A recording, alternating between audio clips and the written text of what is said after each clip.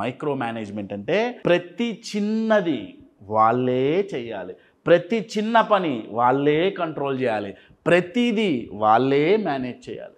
ఈ mind set అండి. ఇప్పుడు ఇల్లు ఉందనుకోండి, ఇంట్లో కూరగాయలు కొనే దగ్గర నుంచి ప్రతి ఒక్కటి వాళ్ళే చేయాలి. పేరుకి ఇంకొకళ్ళు చేయడానికి ముగ్గురు నలుగురు ఉన్నా సరే వాళ్ళు చేస్తే వీళ్ళకి నచ్చదు. Micro management. అదే ఒక కంపెనీలో లీడర్స్కి జబ్బు ఉంటుంది కొంతమందికి, మైక్రో మేనేజ్మెంట్. వాళ్ళకి టీం ఉంటుందో 10 మంది 15 మంది, కానీ అన్ని పనులు ఈయనగారే చేస్తుంటారు, అన్ని పనులు ఈవిడగారే చేస్తుంటారు. So called leader. ఎందుకు? ఏమో నా టీం మెంబర్స్ కరెక్ట్గా చేస్తారో చేయరో. Micro management. దీనికి హ్యాపీనెస్కి రిలేషన్ ఏంటంటే, మనం మైక్రో మేనేజ్మెంట్ ఎంత ఎక్కువ చేస్తే అంత తక్కువ సంతోషంగా ఉంటాం. కారణం ఏంటంటే మైండ్ చాలా స్ట్రెస్ అవుతుందండి. ప్రతి ఒక్కదాన్ని భూతద్దంలో పెట్టి ఎక్కడ ఏ తప్పు జరగకూడదు అనే మెంటాలిటీలో మైక్రో మేనేజ్మెంట్ చేయటం మొదలు పెడతారు.